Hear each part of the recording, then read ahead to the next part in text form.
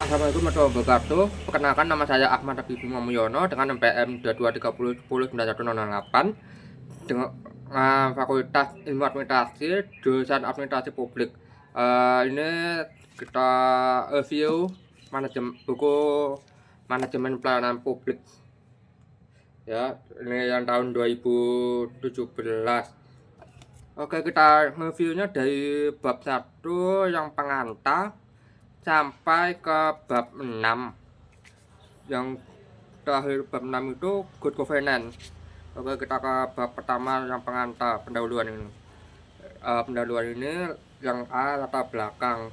Ini pelayanan publik merupakan pelayanan dasar dalam penyelenggaraan pemerintahan. Pelayanan publik sebagai indikator penting dalam penilaian kerja pemerintah, baik di tingkat pusat maupun daerah. Penyelenggaraan pemerintahan dikatakan baik jika pelayanan publik yang dilakukan berorientasi pada kepentingan masyarakat. Jadinya ini ada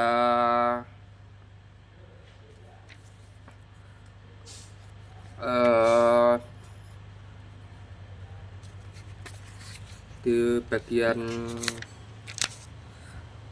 Undang-Undang nomor 25 tahun 2009 tentang pelayanan publik dalam pasal 1 ayat 1 bahwa pelayanan publik adalah kegiatan dalam rangka pemenuhan kebutuhan pelayanan sesuai dengan peraturan perundang-undangan bagi setiap warga negara dan penduduk atas barang, jasa, dan atau pelayanan administratif yang disediakan oleh penyelenggara publik.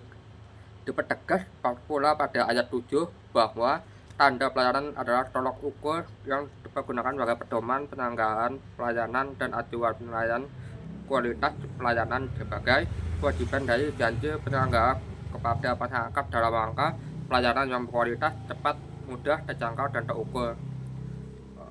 Untuk yang B, manajemen dan pelayanan.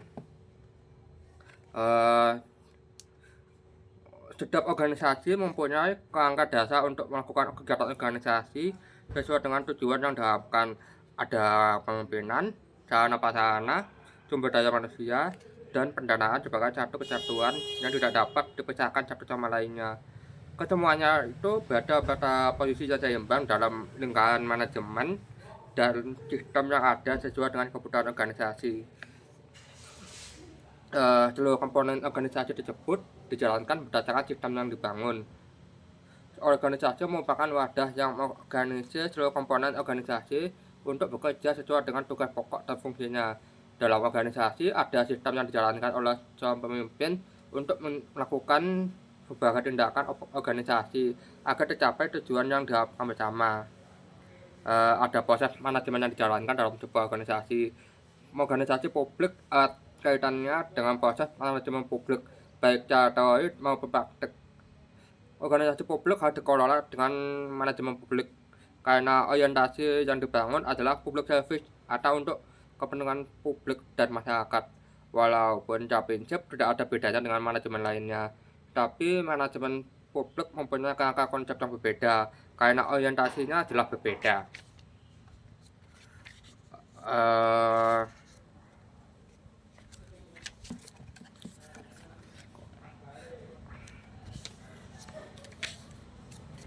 Kita ke bab 2, ke konsep, fungsi, dan tujuan pelayanan publik. Yang A, pengertian pelayanan publik. Undang-Undang nomor 25 tahun 2009 tentang pelayanan publik memberikan definisi pelayanan publik adalah kegiatan atau rangkaian kegiatan dalam rangka pemenuhan kebutuhan pelayanan sesuai dengan peraturan perundang-undangan bagi setiap warga negara dan penduduk atas barang, jasa, dan atau pelayanan administratif yang disediakan oleh penyelenggara pelayanan publik. Pasal 5 Undang-Undang nomor 25 tahun 2009 menyebutkan bahwa ruang lingkup pelayanan publik adalah meliputi pelayanan barang publik dan jasa, serta pelayanan administratif yang diatur sesuai dengan ketentuan yang berlaku. Pemberian pelayanan dalam ruang lingkup tersebut harus dipenuhi oleh pemerintah secara baik, akuntabel, dan maksimal, sehingga kepuasan masyarakat dalam penerimaan pelayanan dapat terpenuhi. Pelayanan publik tidak hanya memberikan pelayanan secara fisik, tapi sikap, perilaku, dan penerimaan dari aparatur pemberi layanan jadi titik penting dalam pelayanan publik. ruang lingkup pelayanan publik dalam bidang jasa seperti dalam ayat 2 pasal 5 menyebutkan bahwa pendidikan, pengajaran, pekerjaan dan usaha, tempat tinggal, komunikasi dan informasi, lingkungan hidup, kesehatan, jaminan sosial, energi, perbankan, perhubungan, sumber daya alam, pariwisata, dan sektor strategi lainnya. Itu termasuk dalam Undang-Undang Nomor 25 Tahun 2009. Sementara pelayanan barang publik seperti yang dicantum dalam pasal 5 ayat 3 itu yaitu meliputi pengadaan dan penyaluran barang publik. Yang kedua, pengadaan dan penyaluran barang milik publik. Yang ketiga, pengadaan dan penyaluran barang publik yang pembiayaannya tidak tersumber dari anggaran pendapatan dan belanja negara atau anggaran pendapatan dan belanja daerah. Sementara pada aspek pelayanan jasa publik diatur dalam ayat 4, yaitu yang pertama, penyediaan jasa publik oleh instansi pemerintah yang bagian atau seluruh dananya bersumber dari anggaran pendapatan dan belanja negara atau anggaran daerah. Yang kedua, penyediaan jasa publik oleh suatu badan usaha yang modal pendiriannya sebagai atau seluruhnya bersumber dari kekayaan negara dan atau kekayaan daerah yang dipisahkan. Yang ketiga, penyediaan jasa publik yang pembiayaannya tidak bersumber dari anggaran pendapatan dan belanja negara atau anggaran pendapatan dan belanja daerah atau badan usaha yang modal pendiriannya sebagai atau seluruhnya bersumber dari kekayaan negara. Oke, jadinya kita ke yang nomor 1 ini, kepemimpinan atau leadership. Pemimpin merupakan penggerak utama organisasi. Otoritas organisasi berada di tangan pemimpin. Pemimpin juga menjadi kunci keberhasilan dari suatu organisasi. Begitu juga kegagalan organisasi juga tergantung bagaimana pemimpin melakukan proses kepemimpinannya. Pemberian layanan dapat dilakukan secara optimal jika sistem kepemimpinan dikelola secara baik atas kendali pemimpin. Setiap pemimpin harus mempunyai jiwa perubahan. Tentunya perubahan ke arah yang lebih baik. Perubahan ke arah yang lebih baik adalah sebuah keniscayaan bagi siapa saja, termasuk dalam organisasi. Begitu juga dalam organisasi memerlukan perubahan ke arah yang lebih baik. Untuk melakukan perubahan tentu tidak mudah. Ada 10 tahapan yang dilakukan oleh perubahan. Yang pertama, membangun rasa tentang pentingnya perubahan. Yang kedua, melakukan mobilisasi komitmen melalui diagnosis persoalan. Yang ketiga, menciptakan koalisi terarah. Yang keempat, mengembangkan visi bersama. Yang kelima, mengkomunikasikan visi. Yang keenam, membantu pegawai dalam melakukan perubahan. Yang ketujuh, membangkitkan pemenang jangka pendek. Yang delapan, mengkonsolidasikan pencapaian dapat lebih banyak perubahan. Yang 9, menetapkan cara baru. Dan terakhir nomor 10, mengawasi kemajuan dan penyesuaian terhadap visi sesuai dengan kebutuhan. Sekarang kita ke nomor 2, budaya organisasi. Prinsip pelayanan publik menjadi rentetan birokrasi dalam pelaksanaannya. Pelayanan publik tergantung seperti apa budaya organisasi yang dibangun di dalam organisasi itu sendiri. Budaya organisasi bukanlah struktur yang membingkai organisasi, tapi kebiasaan yang dilakukan oleh organisasi dalam melaksanakan tugas dan fungsinya. Jadi budaya organisasi berjalan seiring dengan sistem yang dibangun dengan visi, misi, tujuan atau strategi yang ada, sehingga membentuk karakter organisasi. Yang ketiga, faktor kelembagaan. Kualitas pelayanan publik juga terpengaruh oleh faktor kelembagaan. Bagaimana aspek pelayanan yang diberikan oleh lembaga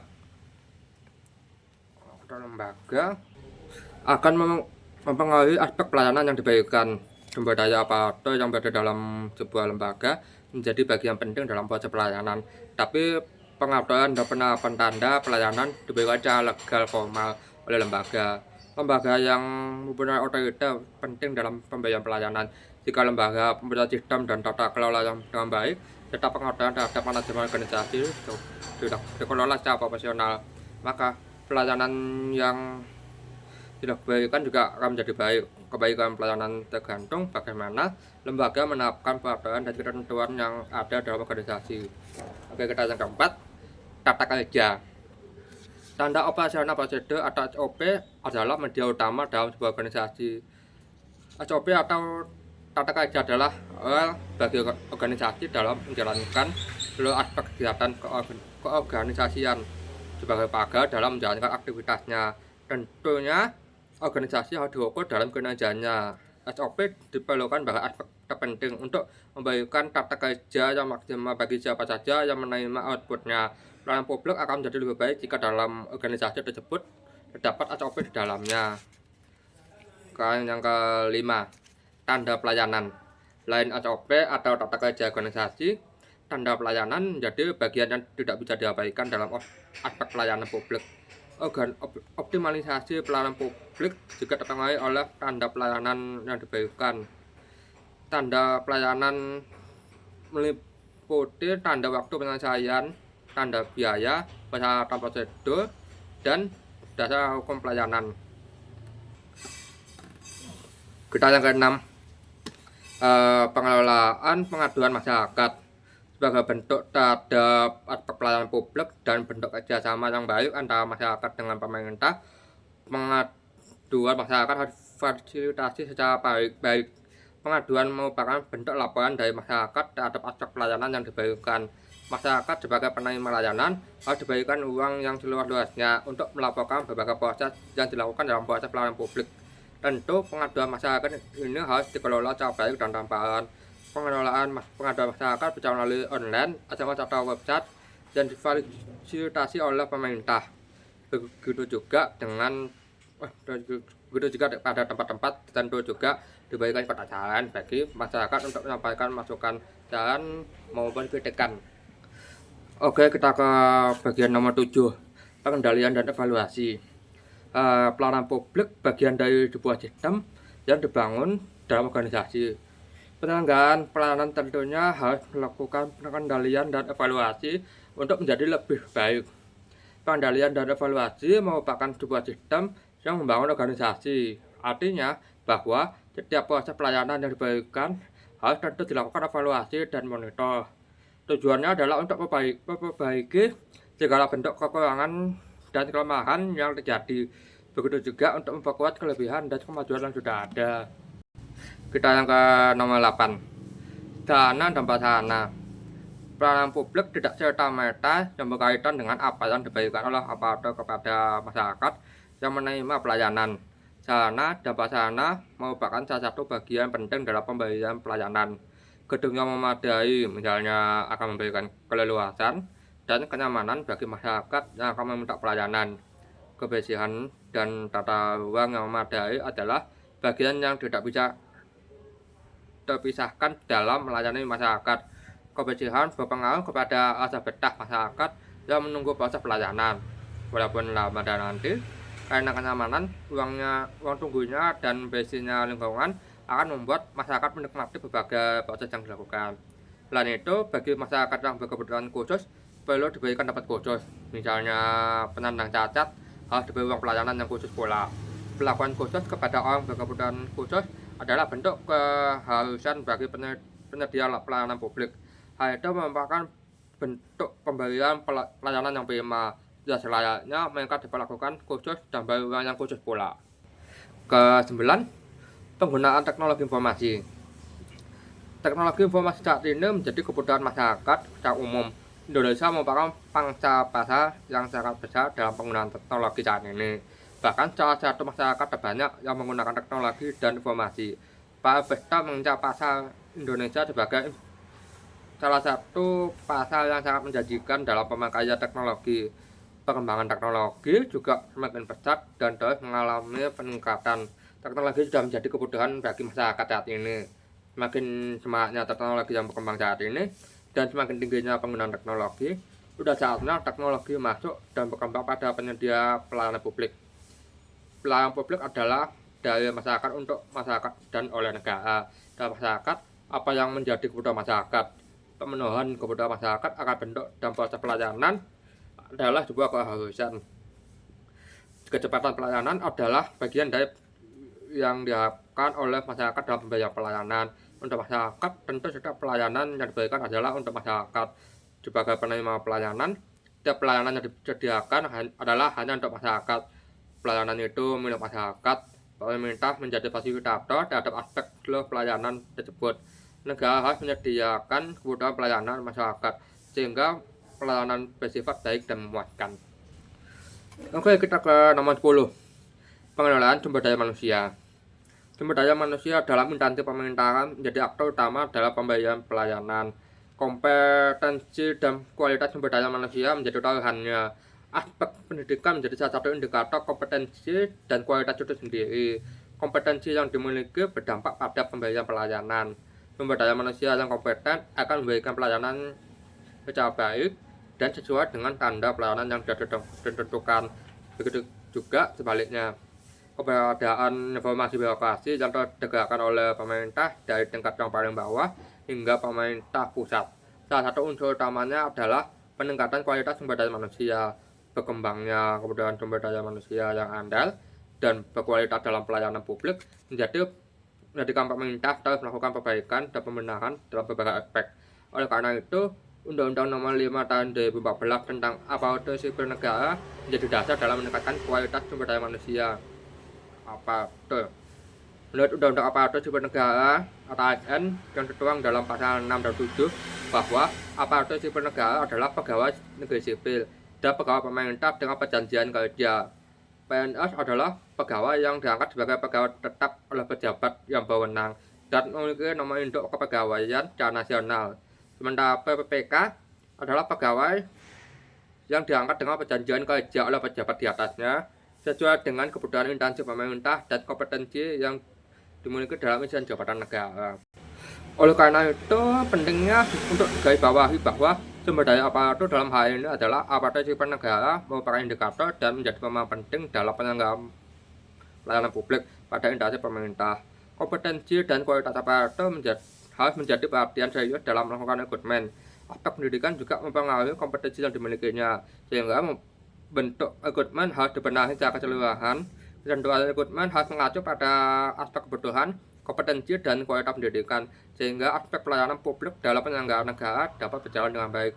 Sumber daya aparatur yang berkualitas yang berada pada tempat yang sesuai dengan kompetensinya akan melahirkan inovasi dan terobosan dalam pelayanan publik, baik secara komprehensif maupun secara eksploratif. Oke, kita ke bagian C, fungsi pelayanan publik. Setiap instansi pemerintah yang menerapkan pelayanan publik secara baik dan berkualitas dipengaruhi oleh konsepsi dasar yang dibangun dengan informasi birokrasi menuju tatanan dan sistem pengelolaan yang profesional. Profesionalitas kinerja dengan maksimalkan potensi sumber daya manusia yang kompeten dan berdaya saing, mempunyai implikasi yang positif terhadap kualitas kinerja. Kualitas kinerja dengan kemampuan dan soft skill yang dimiliki setiap aparatur berpengaruh secara komprehensif terhadap kualitas pelayanan yang diberikan. Sementara itu, dalam Undang-Undang Nomor 25 Tahun 2009 tentang Pelayanan Publik, pada pasal 2 disebutkan bahwa pelayanan publik dimaksudkan untuk memberikan kepastian hukum dalam hubungan antara masyarakat dan penyelenggara dalam pelayanan publik. Kepastian hukum terhadap hak dan kewajiban warga negara dalam penerimaan pelayanan publik. Masyarakat mempunyai hak untuk menerima pelayanan secara baik dan berkualitas dengan pelayanan yang cepat, mudah, murah, berwaktu, dan baik.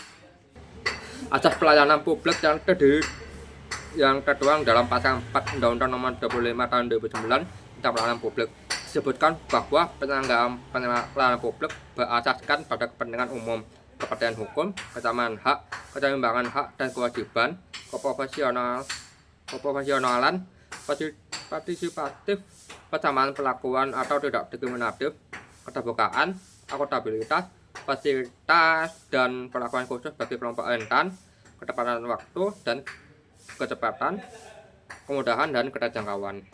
Kita masuk ke D, tujuan pelayanan publik. Aspek yang menjadi dasar dalam pelayanan publik adalah melayani masyarakat sebaik-baiknya dalam rangka membantu terkait dengan urusan administrasi pemerintahan dan atau kebutuhan barang atau jasa publik. Pelayanan publik yang baik tentunya menjadi harapan bagi masyarakat, mulai dari sikap aparatur yang memberikan pelayanan, bentuk pelayanan sesuai dengan ketentuan peraturan perundang-undangan, sampai kepada perilaku aparaturnya. tujuan pelayanan publik semata-mata untuk kepentingan masyarakat yang menerima pelayanan. Jika pelayanannya baik, masyarakat akan merasa puas atas diterimanya pelayanan yang diberikan. Kepuasan masyarakat menjadi acuan baik atau buruknya pelayanan publik. Pasal 3 Undang-Undang Nomor 25 Tahun 2019 menyebutkan bahwa tujuan pelayanan publik antara lain a. Terwujudnya batasan dan hubungan yang jelas tentang hak, tanggung jawab, kewajiban, dan kewenangan seluruh pihak yang terkait dengan penyelenggaraan pelayanan publik. B. Terwujudnya sistem penyelenggaraan pelayanan publik yang layak sesuai dengan asas-asas umum pemerintahan dan kooperasi yang baik. C. Terpenuhinya penyelenggaraan pelayanan publik sesuai dengan peraturan perundang-undangan. Dan D. Terwujudnya perlindungan dan kepastian hukum bagi masyarakat dalam penyelenggaraan pelayanan publik. Penekanan dalam pasal ini adalah memberikan kepastian hukum kepada masyarakat yang menerima pelayanan dengan mewujudkan prinsip-prinsip pelayanan publik sesuai dengan ketentuan perundang-undangan, memberikan konsekuensi hukum kepada siapa yang memberikan pelayanan, kepada siapa yang menerima pelayanan. Hak dan kewajiban masyarakat dan aparatur dalam penyelenggaraan pelayanan publik menjadi koridor yang membatasi dan mengatur jalannya pelayanan publik tersebut. Kita masuk ke bab 3 yang kinerja pelayanan publik. Yang kita pertama A. Pengertian kinerja pelayanan publik. Bentuk pemberian yang dilakukan oleh aparatur pelayanan kepada masyarakat sebagai pengguna pelayanan adalah bagian dari pelayanan publik. Penerimaan oleh masyarakat menjadi penilaian tersendiri atas apa yang telah diberikan oleh aparatur pelayanan melalui pelayanannya. Setiap pelayanan yang diberikan adalah bagian dari tugas dan tanggung jawabnya serta sudah menjadi kewajiban penyelenggaraan pelayanan untuk memberikan pelayanan secara baik atau buruknya penilaian terhadap pelayanan publik tergantung sejauh mana pelayanan itu diberikan. Demikian itu juga menjadi media kontrol masyarakat terhadap pelayanan, kontrol untuk meningkatkan kualitas pelayanan publik, kontrol terhadap pelayanan tidak terlepas dari kontrol terhadap kinerja aparatur pelayanan yang melayani. Kinerja aparatur merupakan bagian terpenting dalam peningkatan kualitas pelayanan karena kinerja yang melakukan proses terhadap pelayanan itu sendiri. Kinerja yang baik ditopang dengan kompetisi yang dimiliki aparatur pelayanan akan menghasilkan sebuah pelayanan yang prima dan profesional. Profesionalitas dan primanya pelayanan tentunya akan berdampak pada keluaran yang dihasilkan, yaitu kepuasan masyarakat dalam menerima pelayanannya. Kita masuk ke B. Sifat dan bentuk kinerja pelayanan publik. Kinerja pelayanan publik jadinya memang harus berjalan sesuai dengan sifat dan bentuknya. Secara prinsip, sifat kinerja pelayanan publik adalah membantu masyarakat dalam menerima hak dan kewajibannya, yaitu menerima pelayanan yang dibutuhkan secara baik. Menjadi kewajiban bagi aparatur pelayanan untuk memberikan pelayanan secara profesional. Penerimaan pelayanan yang baik kepada masyarakat serta pemberian pelayanan yang profesional akan membentuk karakter kerjasama yang baik antara masyarakat dengan pemerintah dalam rangka menuju tatanan pemerintahan yang baik. Tidak menutup kemungkinan good governance akan terwujud. Selain itu, bentuk kinerja adalah bersifat deskriptif. Deskripsi jabatan dalam kinerja menjadi penting dalam sebagai pemahaman terhadap tugas dan pokok serta tanggung jawab aparatur pelayanan publik. Oke, kita masuk ke C. Kualitas kinerja pelayanan publik. Kualitas pelayanan publik merupakan inti dari sebuah kinerja pelayanan. Kinerja pelayanan yang menjadi poin penting dalam penyelenggaraan pelayanan publik. Kualitas pelayanan publik menjadi indikator keberhasilan pelayanan publik yang diberikan. Kualitas pelayanan publik yang baik menjadi barometer bahwa pelayanan yang diberikan sesuai dengan ketentuan perundang-undangan yang berlaku. Hal itu juga mengindikasikan kualitas sumber daya manusia yang baik, profesional, dan bertanggung jawab serta kompeten. Memberikan pelayanan yang terbaik adalah hal yang tidak dapat ditawar lagi dalam pelaksanaan kinerja pelayanan publik. Pelayanan publik yang prima adalah suatu kewajiban bagi penyelenggara pelayanan untuk memenuhinya. Menerima pelayanan yang berkualitas adalah harapan utama masyarakat. Kolaborasi dan kerjasama melalui regulasi yang dibangun harus terus dijalankan untuk memberikan aplikasi peningkatan terhadap kualitas pelayanan publik. Pelayanan publik yang semakin baik memberikan dorongan terhadap kinerja pelayanan publik. Tentunya, pengaturan terhadap kualitas kinerja pelayanan publik diiringi oleh hadiah atau reward yang harus diterimanya kepada penyelenggara pelayanan publik sebagai bentuk motivasi untuk lebih baik dan menginspirasi bagi orang lain. Kita masuk ke D. Indikator kinerja pelayanan publik. Indikator kinerja menjadi bagian dari suatu kontrol terhadap kinerja yang dilakukan oleh aparatur. Apakah kinerja yang dilakukan sudah berjalan sesuai dengan yang diharapkan atau belum. Ada unsur-unsur yang harus dipenuhi dalam indikator kinerja untuk mengukur kinerja aparatur. Indikator kinerja juga menjadi bagian dari pengukuran kinerja. indikator kinerja lebih kepada aspek hal yang menjadi faktor penilaian, sementara pengukuran kinerja lebih kepada objek penilaiannya. Sekarang kita bagian E, penilaian kinerja pelayanan publik. Sebelum memahami secara komprehensif tentang penilaian kinerja pelayanan publik, perlu dipahami dahulu tentang makna penilaian kinerja. Penilaian kinerja merupakan bentuk kontrol yang dilakukan oleh pimpinan dalam rangka untuk memastikan bahwa tujuan dari organisasi dapat dicapai secara baik, yang dibuktikan dengan kinerja yang dilakukan oleh bawahan. Penilaian kinerja merupakan bagian dari pengabdian terhadap sumber daya manusia organisasi dengan penempatan kerja sesuai dengan kompetensi dan kualifikasinya. Sudah menjadi klausul yang umum bahwa setiap pekerjaan harus bernilai. Nilai yang dilakukan oleh sumber daya manusia yang bekerja, terutama dalam penyelenggaraan pemerintahan yang notabene adalah hubungan langsung dengan publik. Prinsip keterbukaan dan transparansi menjadi penting dalam pelayanan publik. Sekarang kita masuk ke bab 4, sumber daya aparatur pelayanan publik. Yang kita bagian A-nya, pengertian sumber daya aparatur. Sumber daya manusia atau sumber daya aparatur merupakan bagian aspek utama dalam mencapai tujuan organisasi. Bagian aspek utama yang mengatur dan menjalankan sistem atau manajemen dalam organisasi menjadi tumpuan utama organisasi terhadap produktivitas atau output yang dilakukan bersama. Sumber daya manusia mempunyai peran strategis terhadap tujuan organisasi, bahkan menjadi sentral terhadap keberadaan organisasi. Begitu juga sumber daya lain dikelola dan dikembangkan melalui sumber daya manusia organisasi. Sekarang kita ke bagian B, rekrutmen dan promosi sumber daya aparatur. Rekrutmen dan promosi menjadi aspek yang paling mendasar dalam penerimaan dan pengembangan aparatur negara. Aparatur negara sebagai sumber daya manusia mempunyai peran strategis dalam penyelenggaraan pelayanan publik. Untuk memastikan aparatur yang baik dan berkualitas serta kompeten harus dilakukan secara transparan, profesional, dan akuntabel. Sekarang kita bagian C, kompetensi sumber daya aparatur. Persaingan pada masyarakat ekonomi ASEAN atau MEA yang hari ini sedang berjalan memberikan implikasi yang cukup signifikan terhadap beberapa aspek penyelenggaraan pemerintahan. Berlakunya MEA menjadi tantangan tersendiri bagi bangsa Indonesia untuk terus melakukan berbagai perbaikan, inovasi baru, dan terobosan yang dapat memberikan nilai efektivitas dan efisiensi, serta mengandung peluang yang cukup signifikan dan kompetitif untuk dapatnya berdaya saing dan mengembangkan potensi-potensi yang dimilikinya. Kan kita bagian D, profesionalitas dan akuntabilitas. Profesionalitas dan adalah berkaitan dengan profesi atau pekerjaan seseorang dilakukan secara profesional. Pekerjaan atau profesi adalah suatu hal yang harus dilakukan atau dikerjakan sesuai dengan ketentuan pelayanan pekerjaan tersebut. Sementara akuntabilitas adalah kewajiban untuk memberikan pertanggungjawaban tentang kinerja dan tindakan seseorang, badan hukum, pimpinan suatu organisasi kepada pihak yang memiliki kewenangan untuk meminta pertanggungjawaban tersebut. Oleh karena itu, setiap instansi atau lembaga pemerintahan harus bertanggungjawab kinerjanya berdasarkan tindakan dan keputusan yang dilakukan. Kalau kita bagian E, ASN menurut Undang-Undang Nomor 5 Tahun 2014, sebuah instansi pemerintahan akan berjalan secara baik dan berkualitas jika semua stakeholder menjalankan fungsi dan tanggung jawabnya. Sistem yang dibangun dalam lembaga pemerintahan diatur sedemikian rupa untuk menghasilkan kualitas kinerja yang maksimal dan sesuai dengan harapan masyarakat. Pembangunan sistem harus satu arah jarum jam, tidak boleh ada yang melawan arus, dan sejajar, mematuhi segala bentuk peraturan dan tatanan agar bergerak dan dinamis. Dinamisasi pergerakan harus didukung oleh soft skill dan tujuan yang pasti dan jelas. Tentunya hal itu harus dilakukan oleh sumber daya aparatur sebagai satu kesatuan yang menyatu dengan sistem yang bergerak di dalamnya.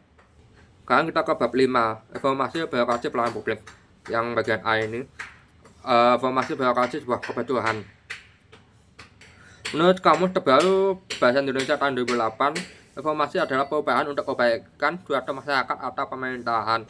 Biasanya di bidang politik, agama, sosial, dan lain-lain. Bidang birokrasi adalah sistem pemerintahan yang dijalankan oleh pegawai pemerintah karena berpegang pada hierarki dan jenjang jabatan. Informasi birokrasi dapat disimpulkan sebagai perubahan terhadap sistem pemerintahan menuju pemerintahan yang baik. Sekarang kita bagian B, konsep informasi birokrasi. Secara konseptual, pelaksanaan informasi birokrasi adalah dalam rangka meningkatkan kepercayaan masyarakat terhadap penyelenggaraan pemerintahan. Sejak awal informasi berlangsung, informasi birokrasi mengalami ketertinggalan dari informasi yang lain, misalnya informasi di bidang politik, ekonomi, dan lainnya. Sudah bergerak melalui berbagai perbaikan dengan berbagai perubahan yang dilakukan. Pada tahun 2004, pemerintah memberikan penegasan bahwa birokrasi sudah saatnya melakukan revitalisasi dengan informasi birokrasi untuk tujuan good government sebagai kebutuhan bagi masyarakat. Sekarang kita bagian C, kebijakan informasi birokrasi.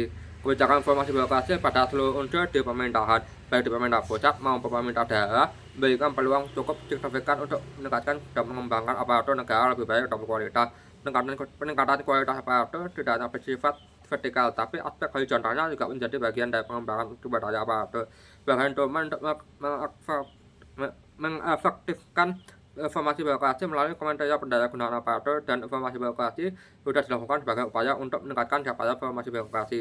Berbagai sistem dan bentuk kebijakan sudah dilakukan secara terintegrasi sehingga memberikan kemudahan dalam pelaksanaan. Kita bagian D, informasi pelayanan publik.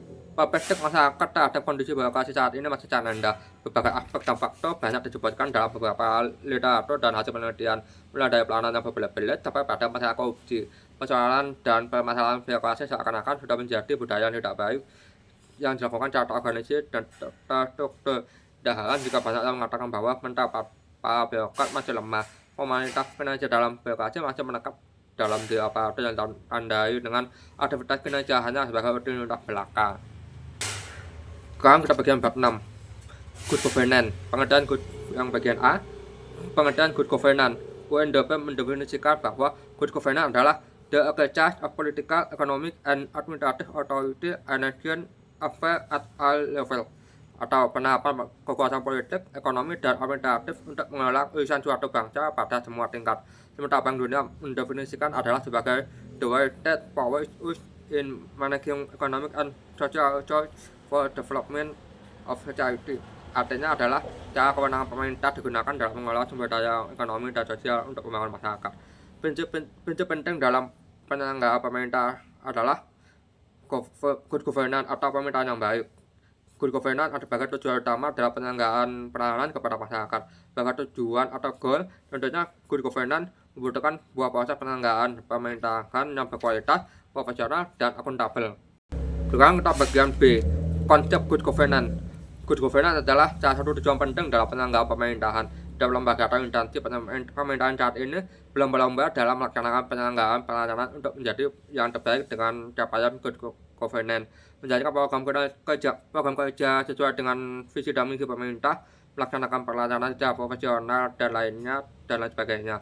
Pemerintah pusat dalam rangka pencapaian good governance melakukan berbagai langkah konkret dalam penyelenggaraan negara. Berbagai kebijakan infrastruktur dilakukan sebagai langkah cepat untuk melakukan peningkatan pembangunan nasional. Peningkatan ekonomi juga menjadi perhatian dari pemerintah untuk mendorong masyarakat lebih sejahtera dan lebih baik dalam kehidupan ekonominya.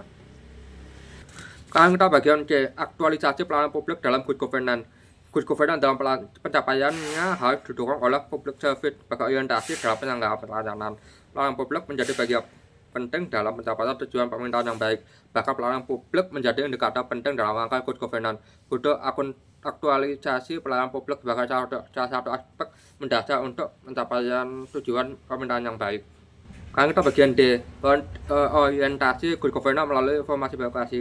Tujuan good governance yang menjadi harapan masyarakat Indonesia dalam penyelenggaraan pemerintahan harus didukung secara penuh dari semua stakeholder yang bekerja sama dalam tugas dan tanggung jawabnya masing-masing. Dari pimpinan sampai bawahan berkolaborasi membangun bangsa melalui peran masing-masing. Begitu pula partisipasi masyarakat dalam menciptakan dan mendukung pelayanan publik juga menjadi bagian yang tidak dapat dipisahkan. Disadari bahwa kondisi birokrasi di Indonesia masih belum sepenuhnya bersih dan baik. Banyak persoalan yang muncul di dalamnya.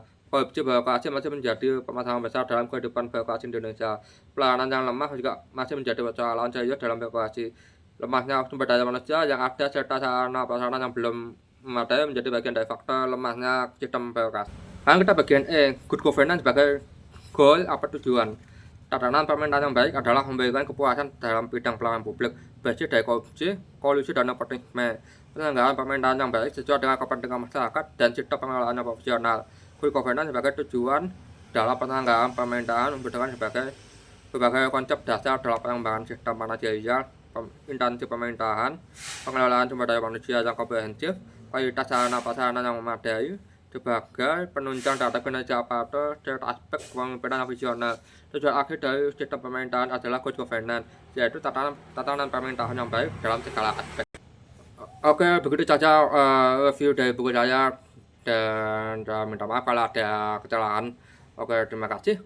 Wassalamualaikum warahmatullahi wabarakatuh.